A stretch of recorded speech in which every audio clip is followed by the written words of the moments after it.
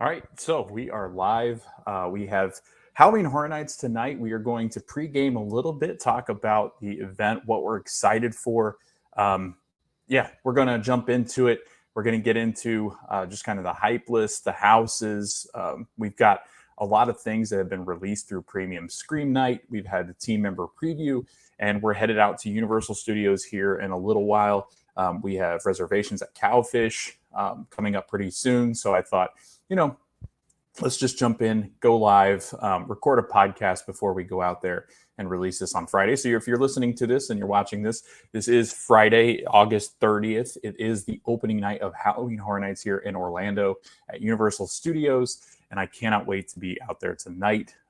It is one of the biggest events, if not the biggest event in Orlando. I think it's probably one of the more premier events in Orlando as well. Universal Studios has always done a very good job with this event, and it is one I look forward to each and every year. I cannot wait to go out there and see the houses, the scare zones.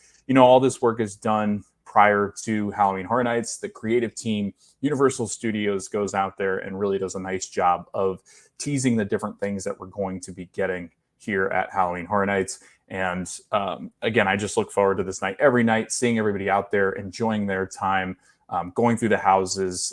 They sound really good this year. There's 6 original houses this year compared to the usual 5 that we have. So I'm looking forward to seeing that. Again, we've seen a lot of those sneak peeks because of Premium Scream Night and team member previews.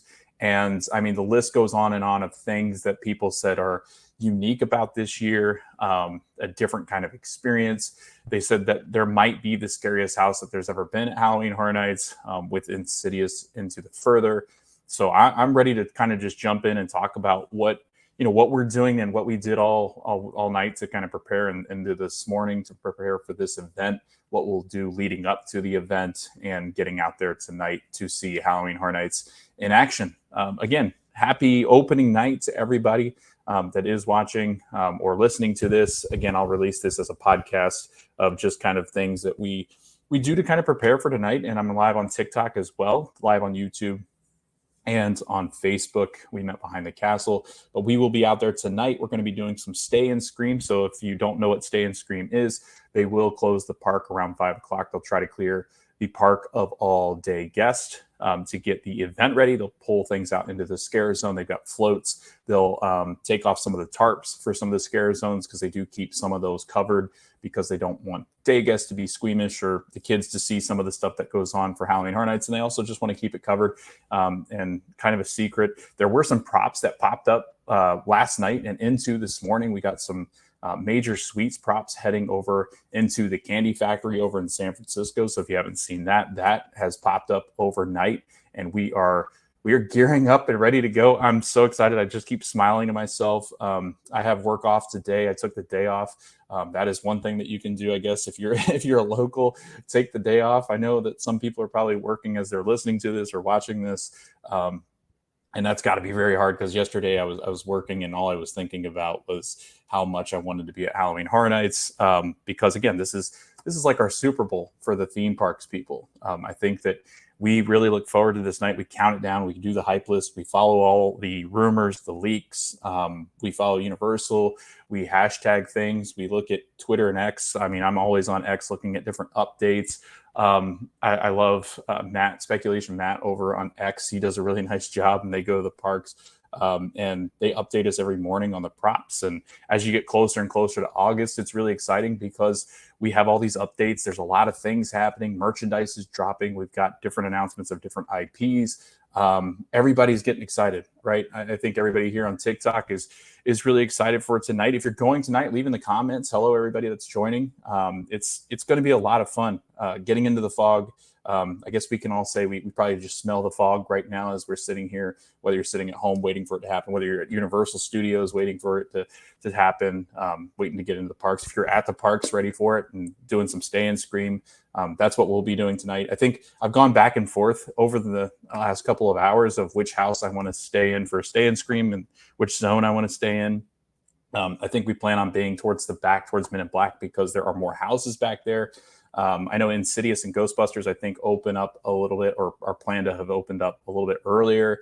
I have heard that the Insidious house is the scariest house probably in the history of Halloween Horror Nights. I don't even know what that means. I get pretty scared in the house.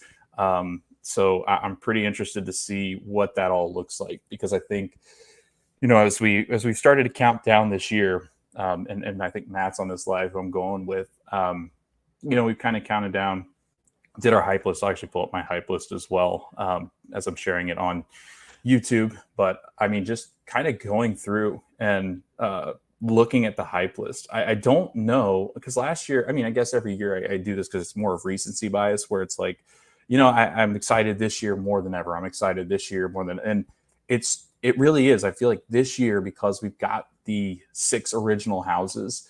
And honestly, I always think of Universal Monsters kind of as, I mean, that's their property. That's their go-to. And I always feel like that house is always going to be good. So I always chalk that up as a good one. And then I always enjoy the original houses. There have been a couple of houses that I haven't really enjoyed as much. I mean, they've been fun. But sorry, I'm going to put you guys on the stand here. But yeah, no, I think there's some houses that I've not enjoyed as much.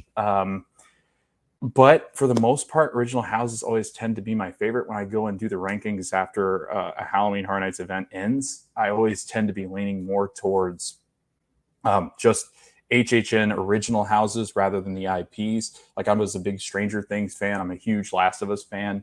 But honestly, I enjoyed Yeti more last year. I think that it provided a more, I don't know, a scarier instance and scarier experience going through that house. I love Blood Moon. I mean, there's just so many houses. Dead Man's Wake. There's so many houses that I've enjoyed in the past that I think, going into this year, when you look at the list and you hear all these things that people have been doing, and Slaughter Cinema is getting its sequel. Just listening to all these things that are happening at this year's event makes it more exciting for me, I think, to go this year. And I don't know if everybody else is feeling the same. You can leave in the comments, like, what's your hype list? What are you looking forward to most? But again, my hype list, we can go 10-1. At number 10, Triplets of Terror. And this was a couple weeks ago when I made this hype list, so we'll kind of compare what I'm thinking now. Number 9, I had Insidious a couple of weeks ago. Goblin's Feast at number 8, Quiet Place at number 7, Ghostbusters at number 6. I had Major Sweets at number 5, Monstrous at number 4, Museum at number 3, and Eternal Bloodlines at number 2, and then at number 1 I had Slaughter Cinema. But looking back to kind of what I was thinking as far as how that's all changed, I think as time has gone on and listening to the different things that have been released from team member previews and from team member reviews and the premium Scream Night, I would probably have Insidious number 1 now.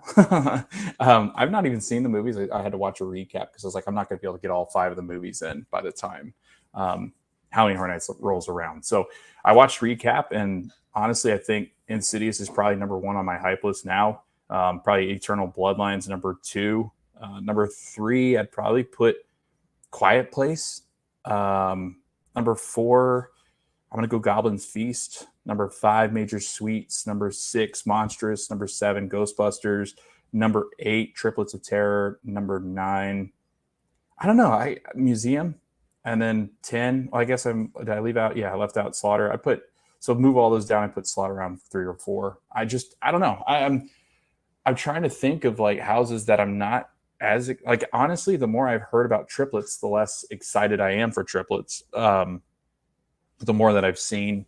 But I think because, and Matt and I always talk about this, and, anybody I go to HHN with, Ashley, like, I think, you go into these houses and it's hard to kind of move houses up and down a hype list or ranking list, because I really do. I thoroughly enjoy a lot of these things and a lot of these houses. The sets are usually beautiful. From everything I've heard about the sets this year, they're some of the best sets that they've had in a long time as far as scale and how big they are.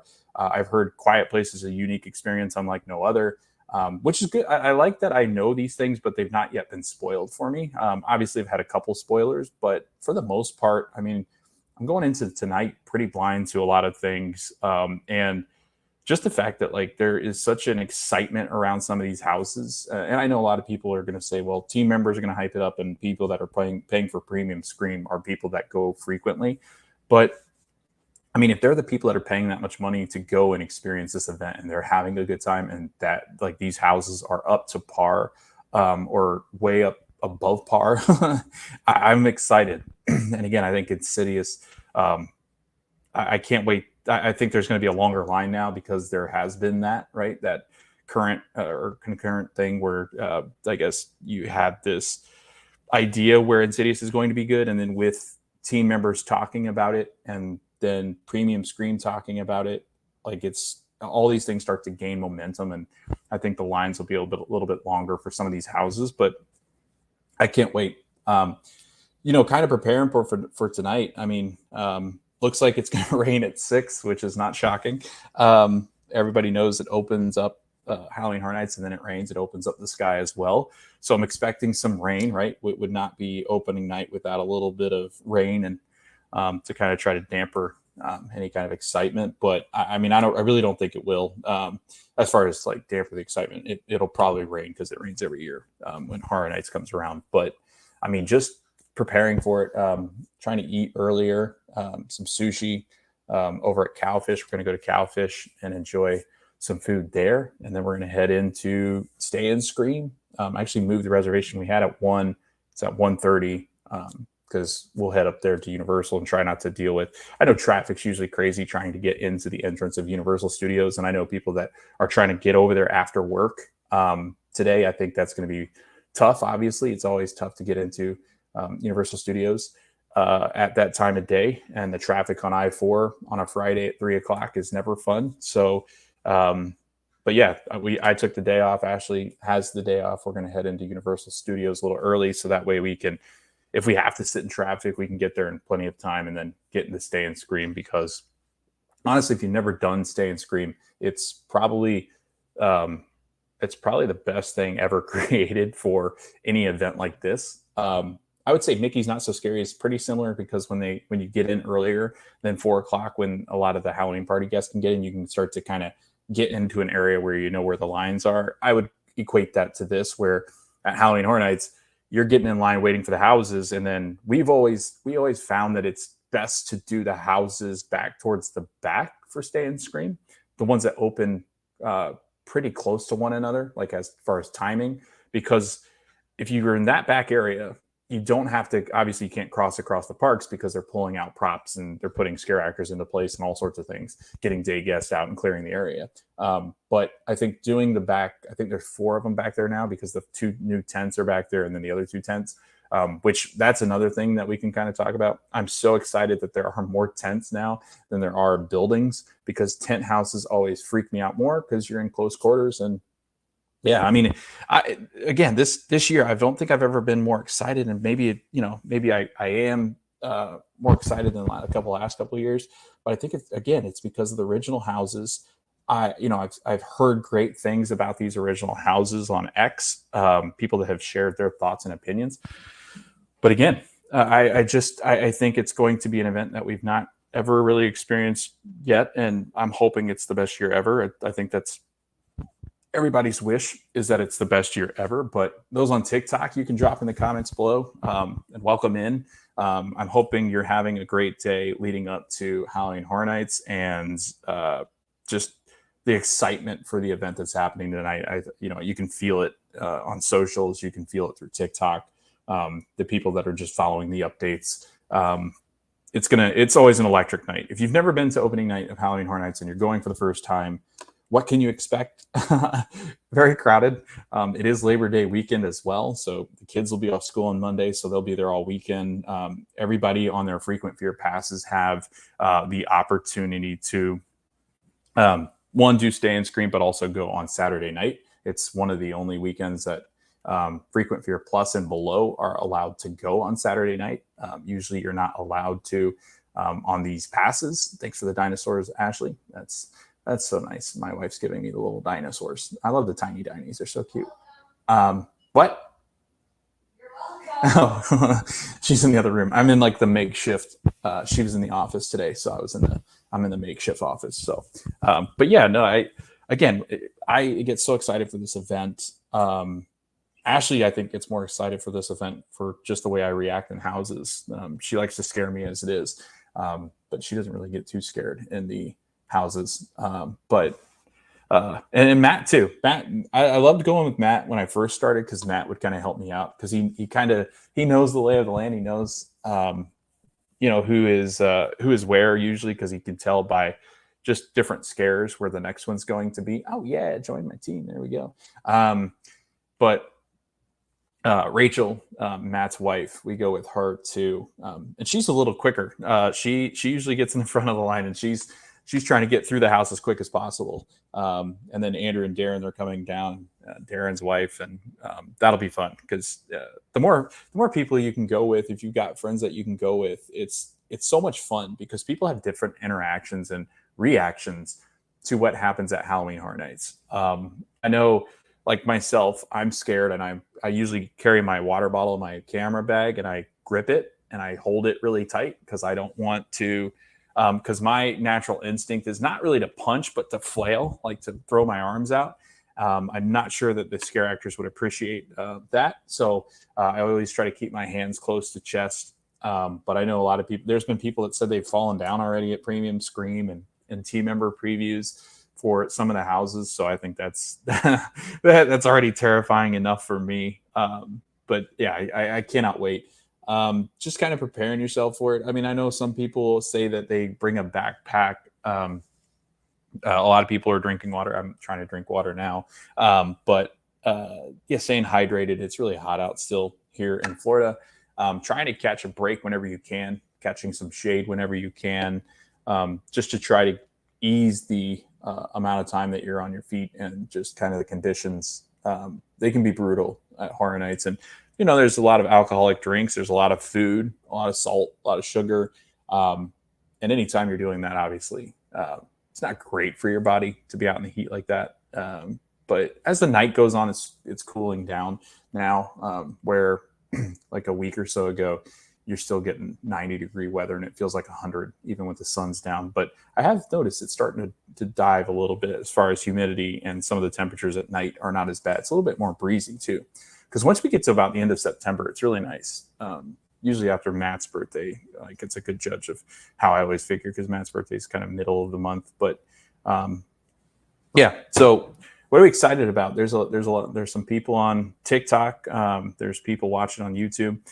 But if you're excited about anything, just kind of drop in the comments. But again, I think just the original houses, the food this year, I'm going to pull up the menu, kind of go through one. And I think this is on everybody's list. And Ashley and I were joking about this last night. We're like, I think the longest line is going to be probably for the Marshmallow Man s'mores, over at the Ghostbuster stand.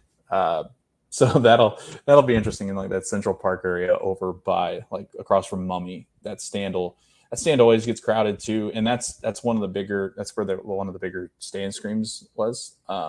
And when they do Stay and Scream there, you can oftentimes buy food and then get in line. And that's what a lot of people do. But I don't think we're going to be in that Stay and Scream zone this year. So I think we're gonna try probably to do the back area. I've been thinking that maybe Slaughter Cinema, but I've also gone back and forth. Do we try to get in line for Insidious first?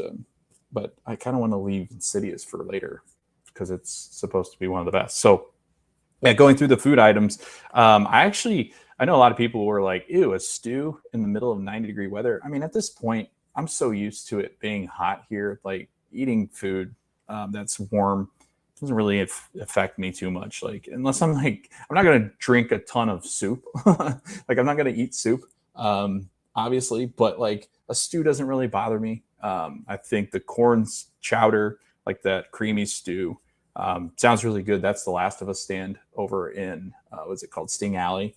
So you got Abbott's Farm corn chowder. It's got shrimp in it. So Ashley will love that, I think. They have baked beans with mashed potatoes. That one's kind of weird for me. Like, it's just like a bunch of sides. Like, they've got a whole meal of sides. It's mashed potatoes, cheddar cheese, and a cornbread coffin. Like, it just screams sides. Looking forward to that.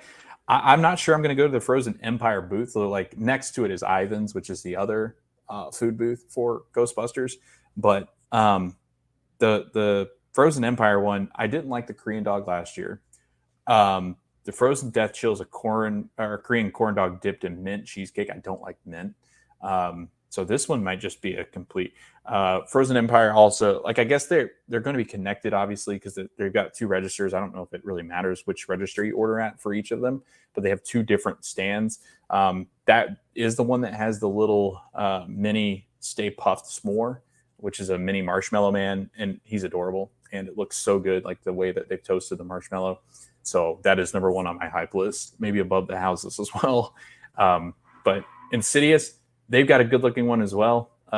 They've got the red door, which is potato and onion filled hand pie. I love potatoes. I love hand pies. I think that looks really good. And Universal's done a lot better than in the past with food items. And I think a lot of that is centered around the idea that SeaWorld's got one of their best food booths or foods festivals going on right now. I think it's the Brew and is it Brew and Beer? What's it called? I don't remember, Matt. You're gonna have to help me. I forget what it's called. It's a craft beer festival over at SeaWorld. Food and Wine just started last night, and so this puts Halloween Horror Nights and Universal into this this time period where two of the theme parks around them have some of the best food that they'll have throughout the year. So I think Universal Studios is like, we've got an event. Let's make it an experience, not just the houses and scare zones. Let's make it, to where we can go enjoy food, drinks, whatever it might be. And I think that's a huge thing for Universal, is leaning into the food. What can they theme some of this food after for some of these properties that are coming into the event, but also their original houses? And speaking of, the next ones are original houses and original food items to those houses that are themed after the houses, which is really cool. So if you've never been to Halloween Horror Nights and you want the experience of eating food that is themed after some of these houses, this is where you can go. So we've got Universal Monsters, Eternal Bloodlines. They've got a fish and chips. I know Matt's wife, Rachel, wants to try some fish and chips. They've got a falafel over there, a bride's cake, which is a chocolate coated 3-tier vanilla cake with raspberry jam. I think it's the one with a knife in it, which that would be cool.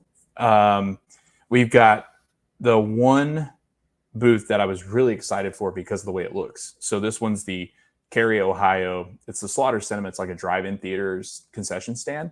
And they have the walking tacos over there this year, which are some of our favorite. Ashley and I love the walking taco. Even the vegan one's fantastic. Like it tastes just like a walking taco, like the meat, the sour cream, the cheddar cheese, it all tastes just like you would get with the normal walking taco. I wouldn't say normal walking taco, the other walking taco.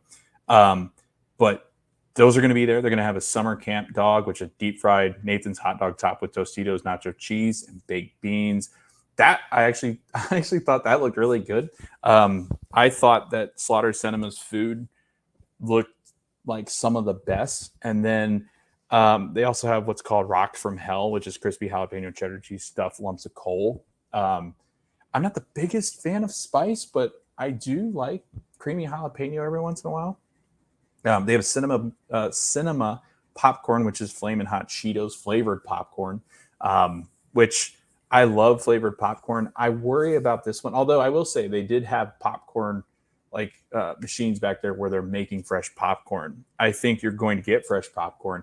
I just worry because popcorn does tend to stale really quickly here because it is so humid and it sits out. Like they had the little racks back there with bags ready to go that they'll kind of hang those on.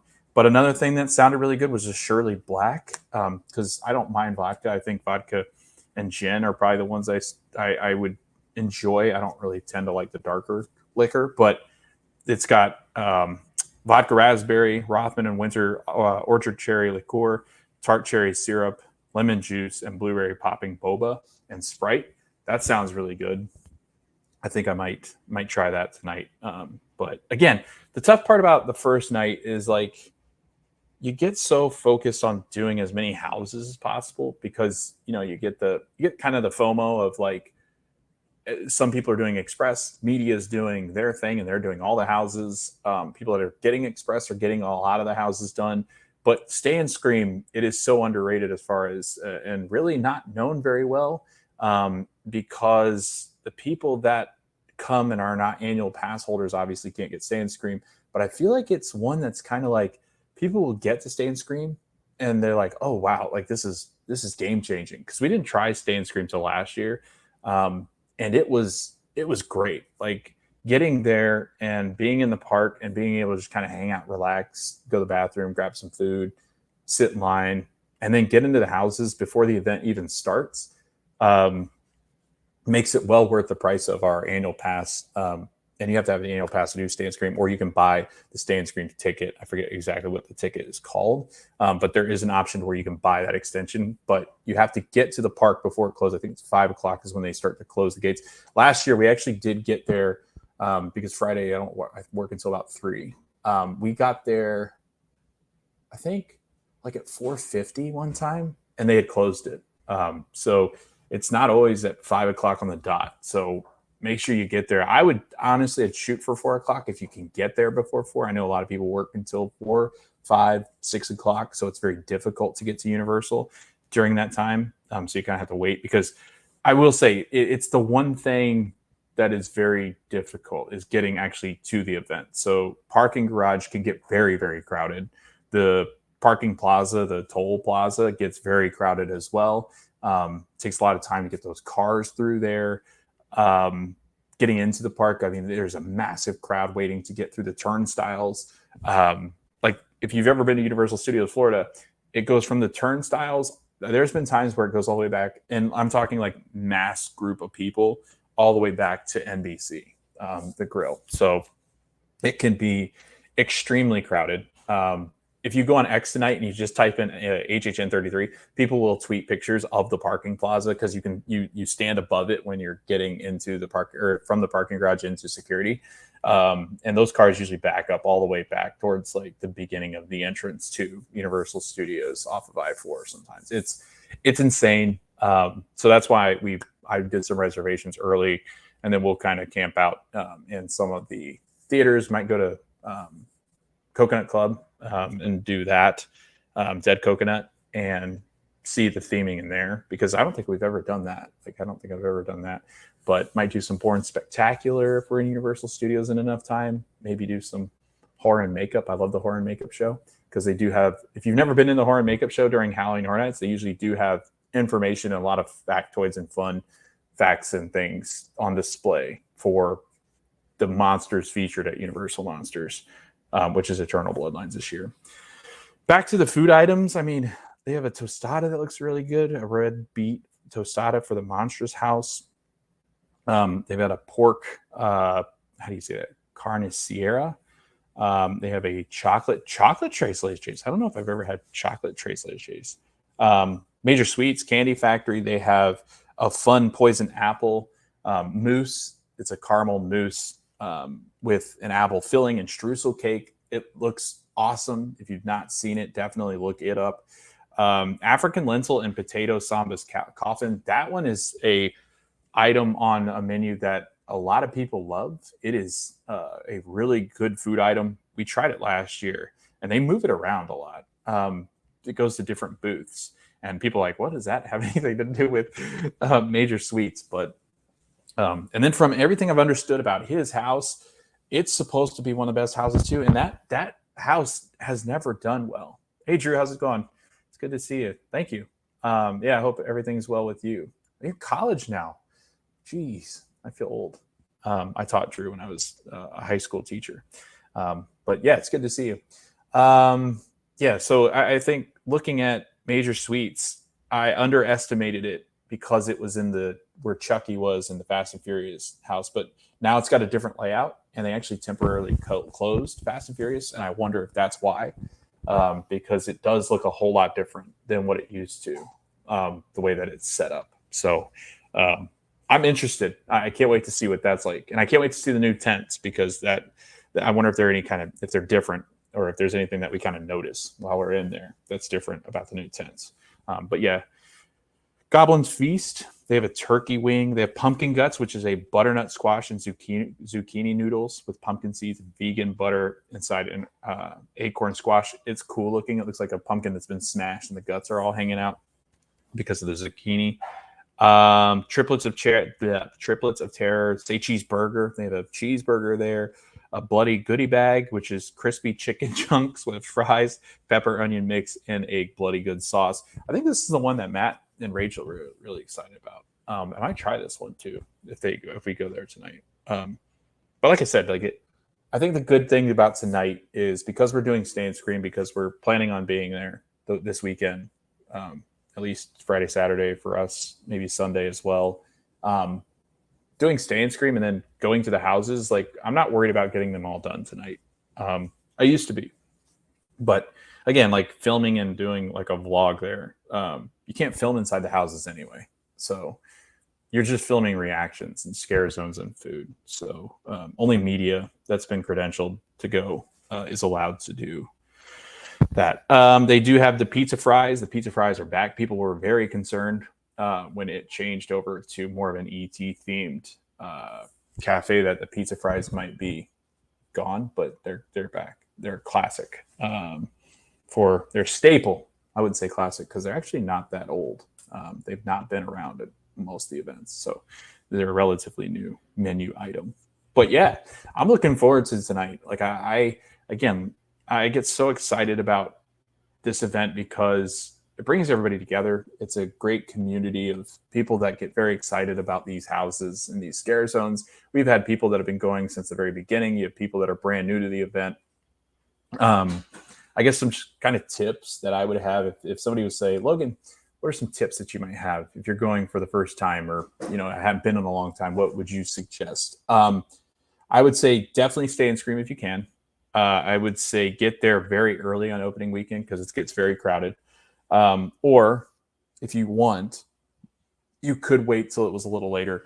I know some people, obviously, you're not going to deal with a whole lot of lines or any issues in the parking garage if you get there around 7 or 8 o'clock after the event starts. The peak times for houses are around 9 to 11 o'clock. Anything before and after, not so crowded. Also, if you do Stay and Scream, the houses are even scarier because your eyes don't adjust from going into from the sun into, especially since there's not really any parade buildings anymore that are shaded. It is terrifying because your eyes don't get adjusted and it is extremely dark in those houses. Ashley and I got lost. Ashley actually, not punched a wall, but she had her hands out like this and she hit a wall last year in Darkest Steel, which was wild. She had a cut on her hand. We got turned around there. She's going to come explain. I ran into the wall. I didn't punch it. I ran into it. It was bad. And it was stupid. And I was bleeding. And I gave it my blood, sweat, and tears. Yeah. And Ashley and I were then right after that, we got turned around and we started going down a hallway where team members were like, no. You grabbed me. Yeah, I grabbed Ashley because I could see better. And I was like, all right, here, we're just going to go. You grabbed me after I ran into the wall. And we were the only ones there. We were the only ones in the house because Darkest Steel, this was later in the event. So Darkest Steel didn't have, we were the only ones in the house. And there was team members like, no. I think one of the scare actors was the one that was like, no, go that way. I didn't see anybody. I didn't even see anyone scaring us. Yeah. I just saw nothing. Yeah. Who are your other two followers? Because I'm the other one. Oh, look at me. Here we go. I don't know. It's weird too, because sometimes it'll say people are watching and then it doesn't move the thing. So, but yeah, it's I usually can see it after. But oh my god, what? It was just my so second half of my body down there. But yeah, we're looking forward to the event. I can't wait to be out there. It's gonna rain. So prepare for rain.